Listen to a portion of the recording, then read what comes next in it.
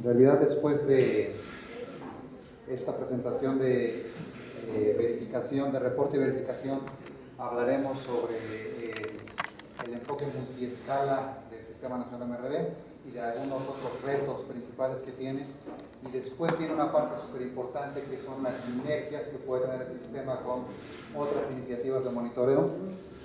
Entonces, yo voy a...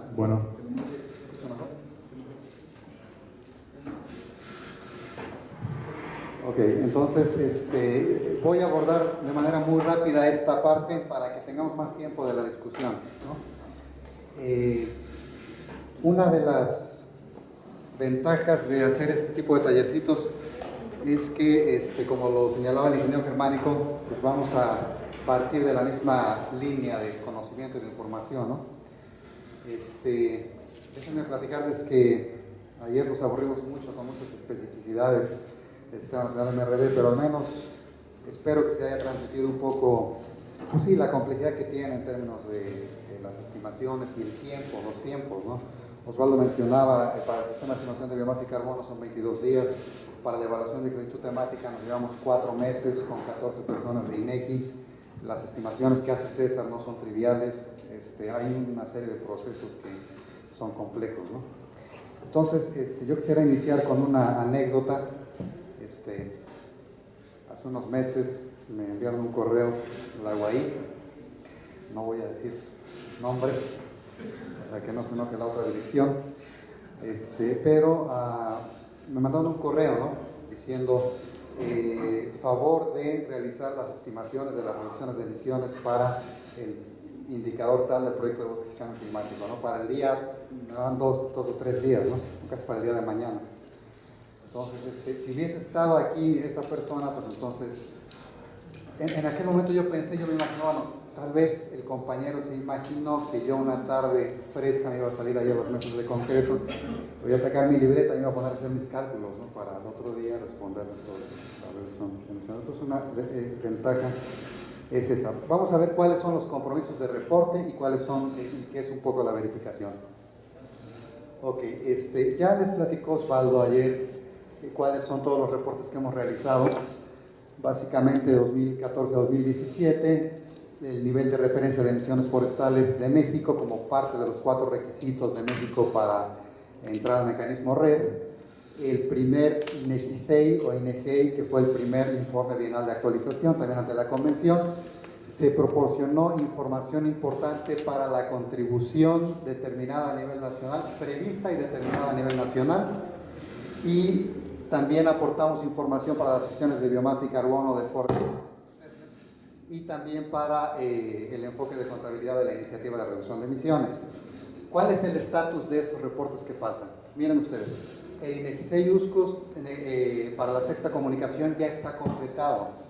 Nuestro reporte, la documentación, le falta como un 10%, 15%, pero ya estamos muy avanzados. Cada 4 años se presentan las comunicaciones nacionales y cada 2 años se presentan los BURs. Este año toca un BUR junto con la comunicación nacional y para eso hay que incluir información de mitigación. Ojo, las comunicaciones nacionales son un reporte de cómo está el país en términos de mitigación y de adaptación y de inventarios y todas las acciones que viene haciendo el país ante la convención. Los BURs están muy centrados en mitigación, ¿vale?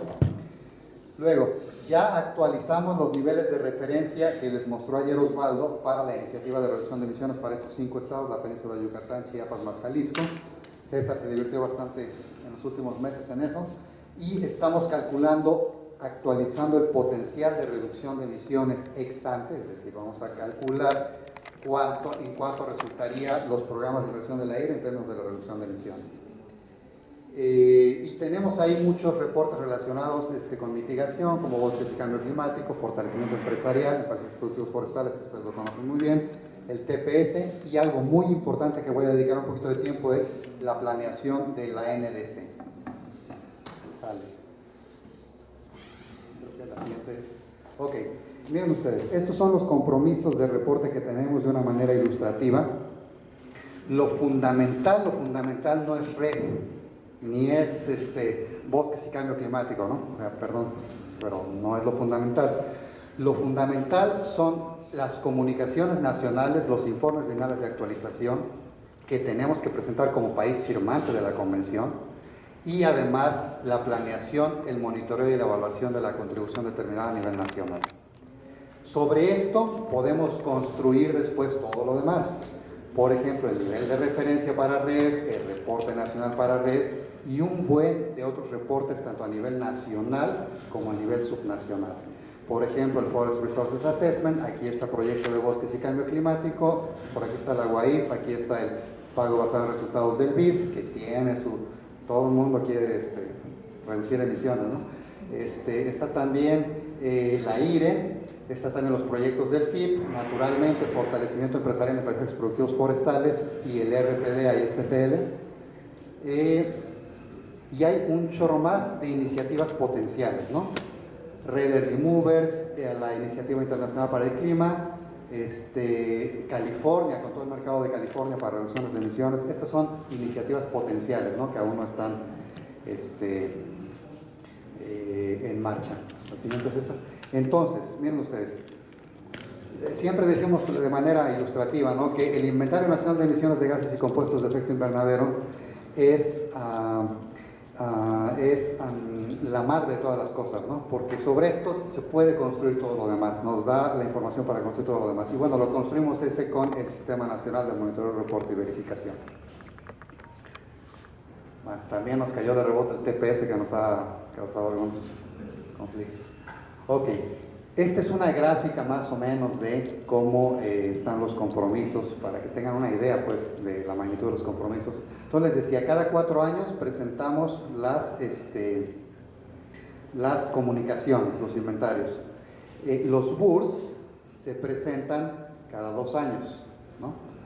Y los niveles de referencia se podrían actualizar cada año podemos actualizar el nivel de referencia. En todo caso, aquí me faltó poner aquí un cuadrito de este color, porque pensamos que para 2019 podemos ingresar una actualización del nivel de referencia. Pero miren ustedes, ahí están los compromisos de reporte. Los reportes red solo pueden ingresarse con un BUR cada 2 años. ¿Qué es el reporte red? Es el reporte del país de reducción de emisiones, que tiene que ser consistente con el nivel de referencia evaluado.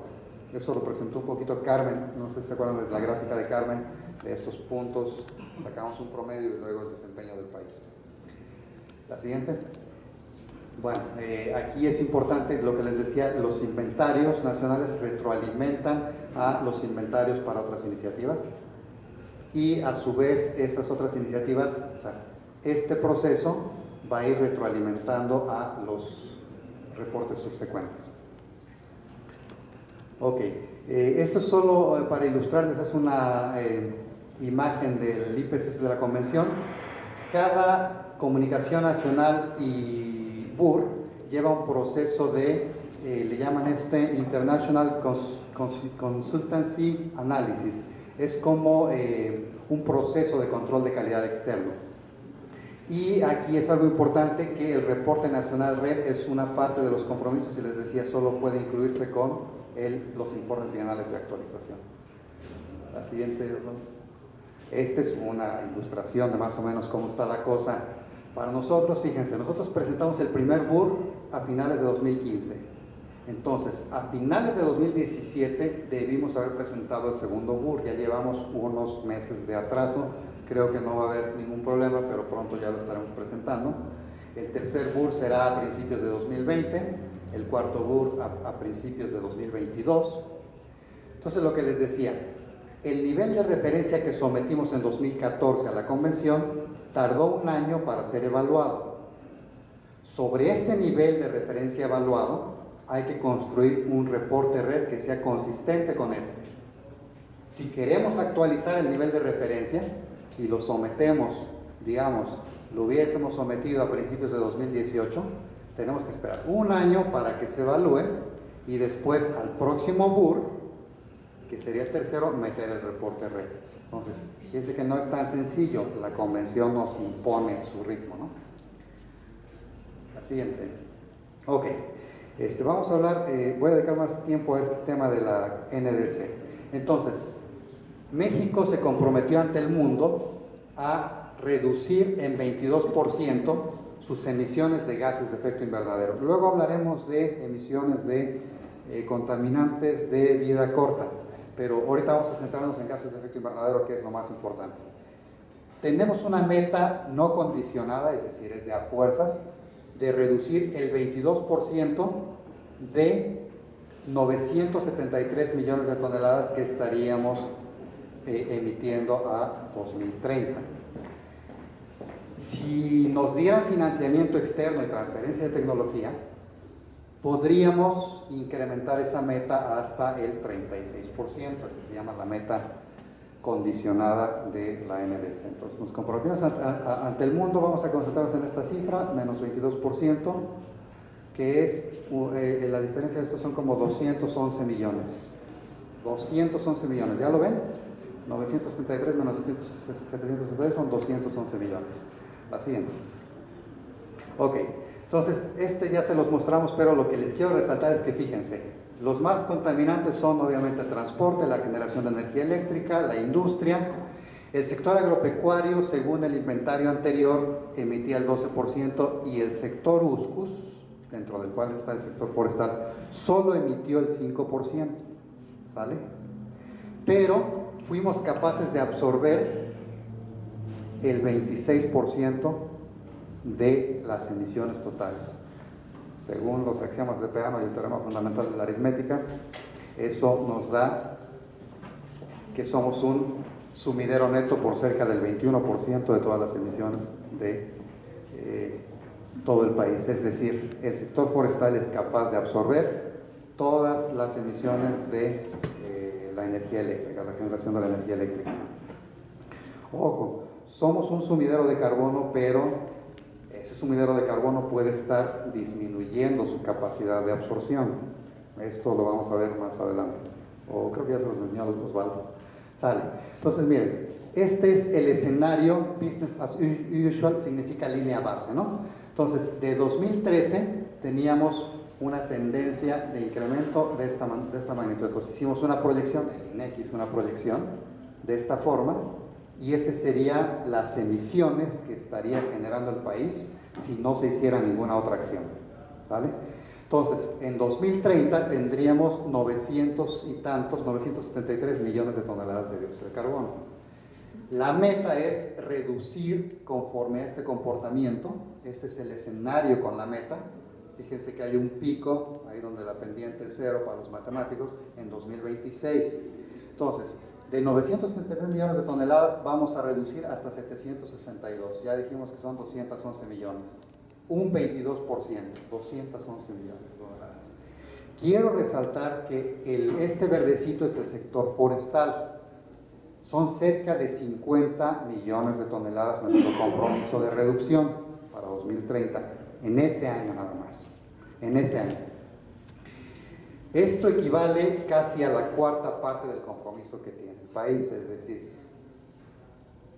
la CONAFOR básicamente, no la CONAFOR, no el país, pero el sector forestal carga con la cuarta parte de la responsabilidad de mitigación que tiene el país, lo cual no es nada, está canijo, ¿no? Bueno, la siguiente. Aquí quisiera mencionar dos puntos. Uno es justo lo que acaba de mencionar, es la magnitud que representa el sector forestal en términos de reducción de emisiones, ¿no? Es decir, es casi una cuarta parte.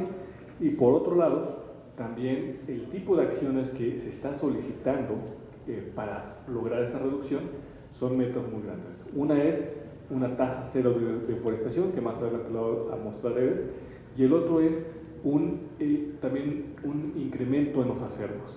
Entonces, una combinación de estas son las que están, la que está buscando para lograr esta reducción, ¿no? Entonces, y ahora, ¿por qué 2030? ¿Por qué esas metas están planteadas a 2030?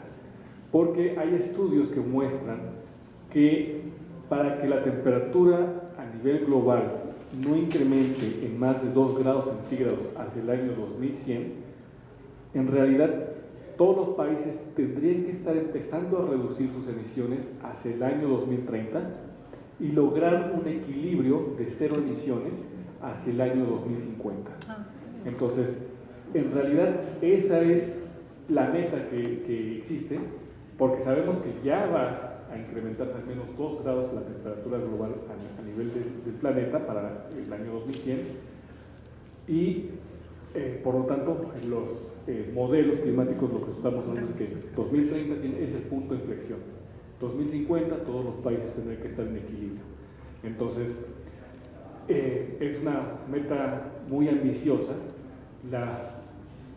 El escenario más realista está mostrando que por cuestiones también políticas, que la reducción de las emisiones en red es muy probable que inicie hacia el año 2050 y que el equilibrio se logre hasta el año 2080. Eso implicaría un incremento promedio de la temperatura a nivel global de 5 grados centígrados. Entonces, por lo tanto, pues bueno, por eso la presión con los diferentes pues bueno, todas las COP que han habido para tratar de forzar a los países a que se logre esa reducción. ¿Por qué la meta de 2 grados centígrados? Porque con esa meta de 2 grados centígrados se estima que en realidad los ecosistemas van a lograr adaptarse. Con 5 grados ya no se lograría. Entonces, por esas razones de que se ha mencionado esa medida de los 2 grados. Y también otro aspecto importante, que los sistemas climáticos no van a cambiar de manera gradual, sino más bien lo que la forma en cómo realmente se representa esto de cómo se podría dar el cambio climático, en realidad es como hacen la analogía los meteorólogos. Es como si tú estás sentado en una silla, en 4 patas, y le empiezas a empujar hacia atrás. Entonces va a haber un punto de no inflexión. Y ese punto de inflexión son los 2 grados centígrados. Entonces, a la gráfica, o sea, 50 millones de toneladas es lo que el sector oscuro tendrá que reducir en ese año, en el 2030. ¿no? O sea, entonces, y este 5% es con base al año, a la línea. ¿Cuál? El 5% es de los 973. Y si el sector forestal es el sector Uscus el que tiene que reducir las 50 millones de toneladas. Si ese sector va a reducir la 1/4 parte, ¿cómo están los otros sectores? El que tiene más responsabilidades es este otro, que es electricidad. Estuve en un foro MRV latinoamericano unos meses atrás y un exponente bastante bueno de la UNAM, de la Facultad de Ingeniería de la UNAM, que asesora a un organismo de energía eléctrica a nivel nacional, y nos decía, ¿no? Y nos tiraba mucho, por ejemplo, al sector verde, ¿no? Porque nos decía, pues sí, el sector verde va a contribuir, pero en realidad donde está la mayor potencial de reducción de emisiones o de mitigación, pues es en la generación de energía eléctrica, ¿no? La eficiencia energética es la mejor estrategia, ¿no? Por aquí en la CONAPOE unos compañeros, no voy a decir nombres porque se enoja Samuel, pero me decía, la mejor forma de mitigar pues es, vamos a construir más lagunas verdes, ¿no? Y tenemos más energía nuclear y dejamos de emitir todo esto, ¿no? Creo que no va por ahí el asunto, pero ellos dicen mucha eficiencia energética, y esta es la otra parte. Y la otra parte, me imagino, petróleo y gas tienen también mucha responsabilidad. Para continuar con lo de Osvaldo, atrás como corolario a lo que dijo Osvaldo, el Acuerdo de París tiene un resultado interesante, ¿no? Que se ha venido gestionando desde otras COPs, pero el enfoque de adaptación ya lo pusieron al mismo nivel de mitigación, ¿no? ¿Por qué? Por eso que dice Osvaldo. En realidad, la convención ya se dio cuenta que no la vamos a hacer para 2030 y está empujando mucho el enfoque. Es como, adáptense, canijos, ¿no? Porque el cambio climático ya es inevitable. Y por eso está el PBR y está Gemelina tan preocupada por poner enfoques de adaptación en los programas de CONAFOC, por ejemplo, ¿no? eso es un tema importante, o sea, como que ya están viendo que las consecuencias son irreversibles, entonces más bien vamos adaptando, ¿no? Bueno, ok, entonces a ver, vamos viendo. ¿Cómo vamos a lograr esta meta de menos 46? Son 46 el dato exacto, millones de toneladas para el sector forestal. ¿Cómo vamos a lograr reducir esa cantidad de toneladas? Ok, ¿cuáles son las metas específicas de la NDC para el sector Uscus? Son 3 metas específicas. Obviamente el sector Uscus es más grande que el sector forestal, pero fíjense en dónde están centradas esas metas específicas. Alcanzar una tasa de 0% de deforestación neta para 2030. Me suena a la ENARRED. Incrementar las existencias totales de biomasa en ecosistemas bajo manejo forestal sustentable. Me suena a la ENAIPROS. Y restaurar áreas forestales degradadas en áreas naturales protegidas. Perdón que se los diga, pero es de chocolate. O sea, CONAM tiene muy poco presupuesto, tiene la adicionalidad que puede tener. Esa es muy poca. Entonces, se centra en estas 2 metas específicas, se centra lo que vamos a lograr para, o sea, se centra la acción para lograr esa reducción de 46 millones de toneladas. Si regresas, César. O sea, la pregunta es entonces, ¿de verdad si alcanzamos una tasa de 0% de deforestación neta 2030 y si incrementamos las existencias de biomasa en los bosques bajo manejo forestal sustentable, ¿de verdad vamos a poder contribuir con esto? Esa es la pregunta que estamos resolviendo en el marco de la colaboración con INEC, en la que varios de ustedes han participado. Sale, César, la siguiente. Solo miren, algo bien importante. Entonces, el hecho de fijar metas, este vértice de la flecha, nos determina cuáles son las estrategias, cuáles son las políticas y cuáles son los proyectos y actividades. Fíjense que a medida que nos movemos en el eje de las X, aumenta el nivel de concreción de estas medidas de mitigación. Sin embargo, incrementa el nivel de detalle conforme nos movemos en el eje de las Ys. Obviamente, una meta va a ser general, una estrategia va a ser general, pero a la vez que vamos progresando se van haciendo proyectos y actividades más específicos, como fortalecimiento empresarial, como cambio climático, como el TPS, ¿no? Sale, la siguiente. Ok, entonces, tenemos esta colaboración con el INEC, ahorita, que todos la hemos sufrido, para determinar las mejores rutas de instrumentación de las acciones de mitigación establecidas para el cumplimiento de las metas específicas de la NDC Uscus. Y este estudio tiene 2 partes. La primera es desarrollar las medidas de mitigación. ¿Qué quiere decir eso? A ver, ¿qué es deforestación? ¿Qué es tasa de 0% de deforestación neta? A ver, alguien ¿qué significa esa meta? ¿O qué se imagina que significa esa meta? Los compañeros geógrafos. A ver, Joaquín. Significa que las pérdidas contra las ganancias del stock total, o sea, no importa que sigamos cortando, pero que la balanza neta sea 0. ¿La balanza neta de superficie o de carbón? Carbón. Ahí dice deforestación. Como lo quieras medir. Okay. Como lo quieras medir, justo es eso. Nosotros, como queramos, definimos qué demonios significa esa tasa, ¿no? Entonces, se puso en la NDC, pero nadie sabe qué demonios significa esa tasa, ¿no? Entonces, la cuestión fue de reunirnos reiteradamente en la CONAFOR y decir qué demonios, cuál es el objetivo claro de esa medida y de esa meta, ¿no? Y ahí surgieron muchas opciones, ¿no? Unos dijeron, vamos a compensar la deforestación bruta con la forestación. Y unos dijeron, ¿forestación? Reforestación de la otra coordinación. No hay nadie de aquí de la CGC, ¿verdad? Pero ¿a poco sí, neta, vamos a compensar la deforestación bruta con la reforestación? No vamos a hablar más de eso, porque si no, Diego, esto empieza. Entonces, surgió esa opción, ¿no? Luego surgió otra opción. Bueno, entonces vamos a la deforestación bruta, vamos a hacerla a 0. No vamos a deforestar ya nada para 2030. ¿Es posible eso? El marco legal mexicano autoriza cambios de uso de suelo con FJ y mías, ¿no? Entonces, empezamos a discutir todo eso. ¿Qué demonios significa la tasa de deforestación? Y ya llegamos a un acuerdo, ¿vale? Ahorita se los digo, pero básicamente eso es determinar cuál es el objetivo claro. Desarrollar medidas concretas para alcanzar el objetivo. Bueno, esto es la ENARRED, básicamente.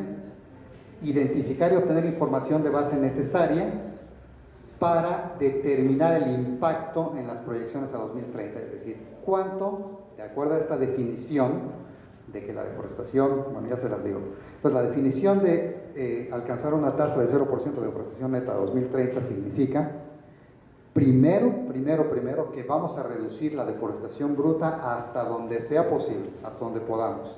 Ahorita el promedio de deforestación bruta es más o menos ¿se acuerdan de las gráficas de ayer? 250.000 hectáreas por año en el último periodo, ¿no? Entonces, hay que reducir esa deforestación bruta hasta donde más podamos. Ahí está el verdadero potencial de mitigación, no en compensar con forestación natural o reforestaciones. Hay que reducir, hay que evitar que se sigan perdiendo bosques y selvas con mucho contenido de carbono. Ahora, ¿la vamos a reducir esa tasa de deforestación de 250.000 hasta cero? No, porque tiene que seguir habiendo desarrollo, infraestructura, caminos, hay cambios de uso del suelo autorizados para agricultura y ganadería también. El promedio de esas autorizaciones en los últimos años es como de 12.000 hectáreas. Entonces, pues lo que nos obliga la ley, como la deforestación es un delito, entonces ni modo, no tenemos de otra que, si queremos salvar al mundo, como dice Osvaldo, hay que de 250.000 reducir hasta 12.000 hectáreas, ¿no? De ahí ya no vamos a poder. Luego, a partir de 2030, o un poco antes, la forestación natural, que es a una tasa de 130.000 hectáreas por año, que involucra ahí un poquito de reforestación artificial, tiene que compensar en carbono. Muy bien. La tirada es que compense en carbono a partir en el año 2030, ¿no? No quisimos poner deliberadamente que la forestación va a compensar las pérdidas de carbono desde un inicio, porque vamos a mandar un mensaje equivocado de que inyectan. ¿Cuál es el presupuesto? El ingeniero Germánico lo debe de saber. El presupuesto del programa de reforestación, ingeniero de restauración, en porcentaje, ¿cuánto abarcará de todo el porcentaje de la CONAFOR? El 50%. 50%. Más compensación se lleva 60%. 66% ya no se lleva todos los programas de compensación de deforestación. 66% es el presupuesto. Y en términos de mitigación no pinta absolutamente. Qué bueno que no está la CGCR, pero ya en su momento se lo diremos de otra forma, ¿no? Pero bueno, entonces lo que les quiero decir es que este proceso está complicado. Hay que definir qué demonios es esa meta y luego determinar su impacto. Para determinar su impacto, pues tenemos que utilizar el Inventario Nacional de Emisiones, esta sexta comunicación que acabamos de calcular, y hacer proyecciones, cómo se proyecta la deforestación, y después ver cómo va a ir bajando esa deforestación. Sale. Entonces ya quedamos, que va a compensar en carbono. Ahora, ¿cómo vamos a ir bajando la deforestación bruta? ¿De manera lineal? ¿O de manera como la inversa del logaritmo? ¿Cómo lo haremos? Depende de la efectividad de las políticas públicas, depende de la efectividad de la ENARRED. Como no tenemos ahorita más información, no tenemos un modelo integral socioeconómico que nos modele cómo se comporta la deforestación, pues dijimos de manera lineal porque no tenemos otra información, ¿me explico? Bueno, sale. Luego de eso, ya que tengamos definidas las metas y el potencial su potencial de mitigación, ahora sí hay que ver cuáles son las mejores acciones para la implementación. Y entonces la CGPI nos dice, pues ahí está la ENARRED. Yo digo, estoy de acuerdo, está la ENARRED, muy buena la ENARRED, es muy aspiracional, está bonita, pero le falta un programa operativo de implementación que te diga, mira, donde vas a concentrarte para reducir tu deforestación son estos hotspots, ¿sale? O donde vas a concentrarte para incrementar los factores de carbono son en estas zonas, ¿no? O a lo mejor pensar en que en aquellos bosques que no son productivos, ingeniero Germánico, pudiéramos pensar, no sé, estamos soñando en hacer un manejo exclusivo, manejo forestal sustentable para mitigación. En aquellas zonas donde no va a haber potencial para la madera, donde no va a haber potencial para, tal vez sí para PCA, pero podríamos pensar para contribuir a estas metas, ¿no? Pues la idea es, todavía no lo resolvemos, yo espero que en unas semanas resolvamos eso con un consultor de INEC español, que respondamos, neta, con esas dos metas específicas, tasa 0% de deforestación neta y incremento en los stocks de carbono, vamos a cumplir esa meta de reducción de 46 millones de toneladas. Vamos a responder eso en unas semanas. Este tema es clave y con lo que aborda me vienen a la mente varias preguntas, ¿no? En el caso de la deforestación neta se habla de superficie y hasta ahora se han venido haciendo, los últimos reportes ya con una cartografía donde tiene ya un ajuste de la superficie, ¿no? Sin embargo, en el caso de INEGI, la Carta de Uso del Suelo representa áreas deforestadas, sin discriminar si están bajo manejo o no. Desde el punto de vista de FAO, un área bajo manejo sigue siendo área forestal, ¿sí? No debería ser deforestación. En términos de carbono, sí hay una pérdida de carbono. Y eso es un poco la disyuntiva que plantea aquí Ed. ¿Cómo vamos a medir? ¿O qué planteamos realmente? En superficie es una cosa, en carbono es otra. Y lo otro es, si además de la cartografía que se está agregando, se pudiera sobreponer todas las áreas de aprovechamiento para discriminar, que eso no sería deforestación desde el punto de vista de FAO, eso no es deforestación, es manejo. Entonces a lo mejor tendríamos otras tasas, o sea, esa es un área de oportunidad que tienen las cifras de aún ser mejorada. Es lo que pienso, no sé, ¿es correcto o no? Completamente correcto, Carmen. Completamente correcto para deforestación, eso no podría llamarse deforestación. Iris es muy enfática también en esta situación. Ya lo resolvimos para este estudio, Carmen.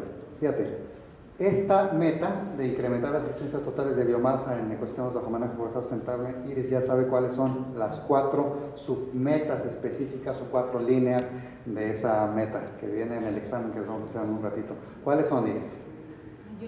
Tú las vas a decir. A ver, ahí va de nuez. Es la ENAIPROS. Esa es la ENAIPROS. ¿Qué vamos a hacer primero? ¿Cómo vamos a mitigar? ¿Cómo vamos a incrementar las existencias de biomasa? Primero vamos a incrementar la productividad de 1.99 a 4.7 metros cúbicos por hectárea por año, ICA. La primera línea es incrementar la productividad. La segunda línea es incorporar más áreas al manejo forestal. 4.6 millones de hectáreas es más o menos. Y sobre eso ya calculamos que en realidad no toda es nueva incorporación, sino una reincorporación, ¿no?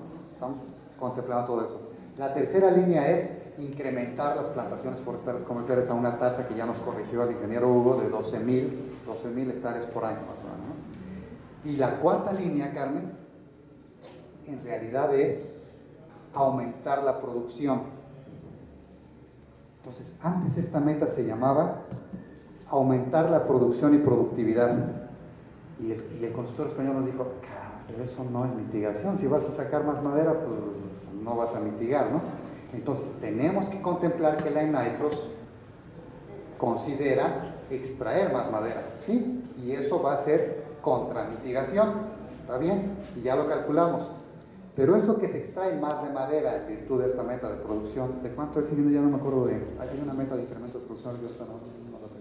De 6 a 11. De 6 a 11, exactamente, de 6 a 11 millones de metros cúbicos de total árbol, o no sé si es volumen total árbol, pero esa meta pues es extraer más madera y eso es aventar más dióxido de carbono a la atmósfera, ¿no?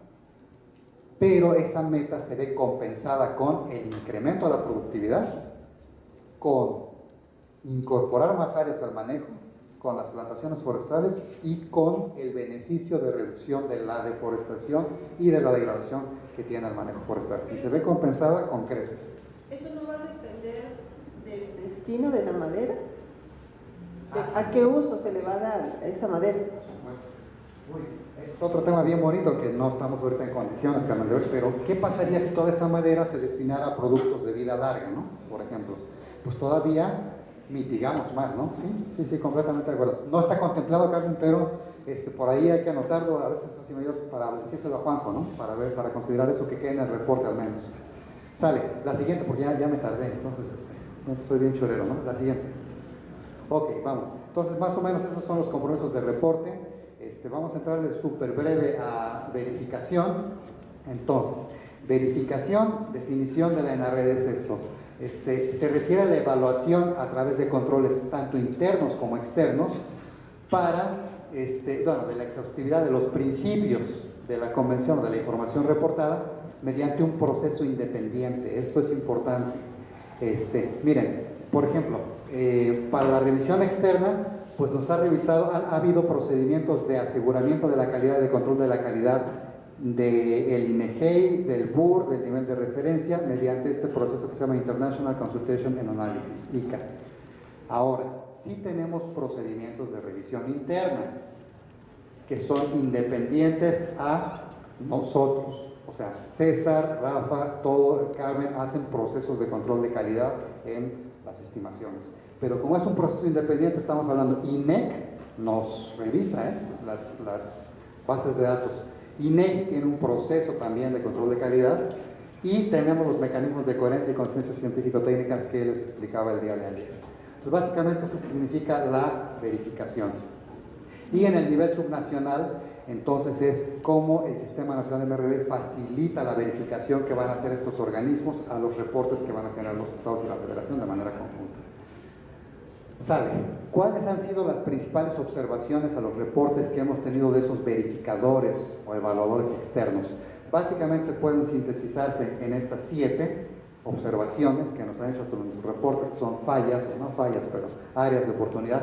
Y la primera, que es, nunca se había calculado la incertidumbre de los datos de actividad. Entonces, el cálculo de la incertidumbre de los datos de actividad es el proceso completo, es súper importante y no se había hecho en ningún inventario anterior. Y esto no lo dijo la convención, no lo dijo FAO, no lo dijo el Banco Mundial y, bueno, el CIFOR no lo dijo, pero nos lo dijeron estos 3. Estos se enfocaron más bien en arreglos institucionales.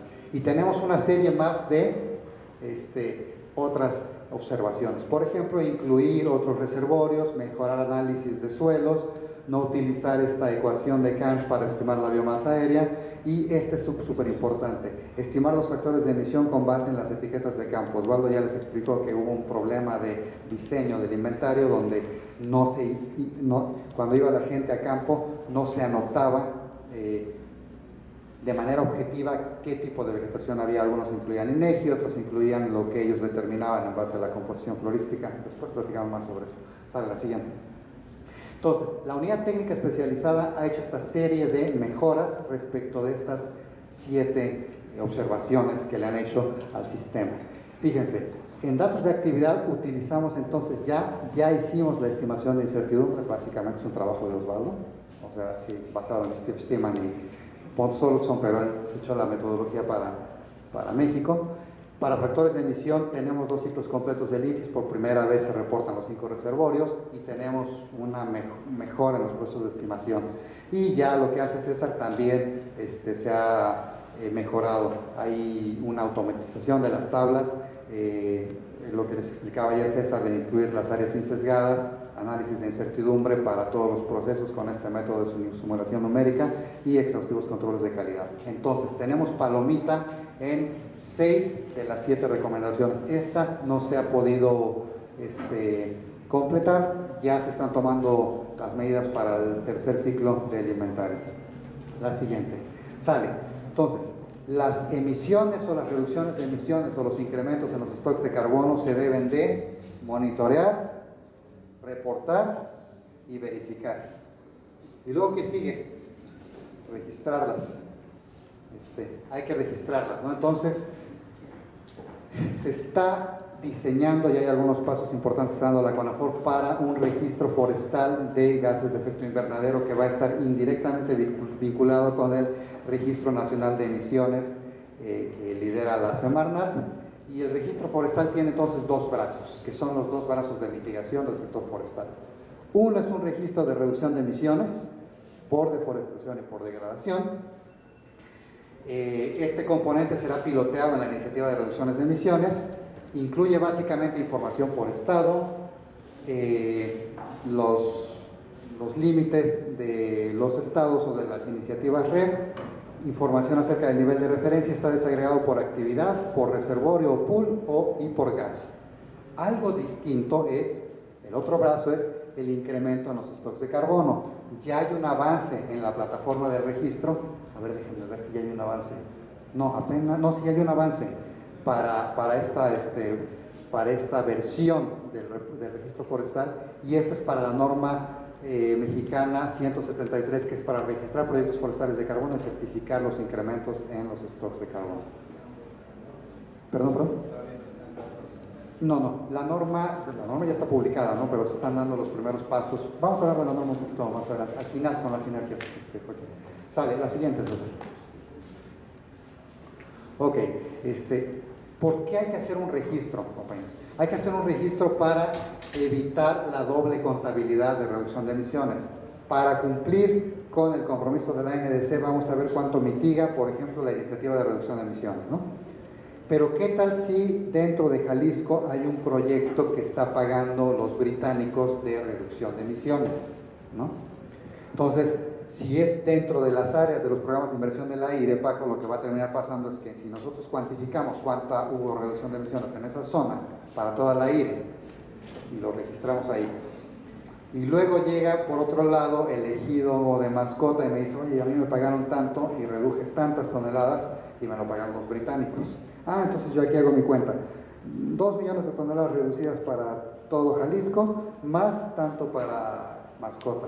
No, ya estoy contabilizando doble, ¿me explico? Por eso hay que tener este tipo de registro. Y bueno, tenemos mecanismos para evitar la doble contabilidad, chequeos manuales, números de serie, una cuestión ahí de proximidad con GPS y GIS y vínculos con otros registros, ¿no? Para eso sirve el registro forestal y en particular el de reducción de emisiones. Creo que ahí se acaba, pues, nada más un pantallazo, por ejemplo, para el aire. Así es como funciona, ¿no? ¿Qué gas? ¿Qué actividad? Fecha de inicio de implementación, fecha de final, cobeneficios, información relativa al nivel de referencia. ¿Dónde está? ¿No lo veo por ahí? Agregar actividad. Bueno, este es solo un pantallazo de la plataforma del registro, ¿no? No está operativo, pues por la sencilla razón de que todavía ni entramos, ni se aprueba el aire, ¿no? Pero digamos que ya nos estamos preparando para eso. Sale. ¿Preguntas?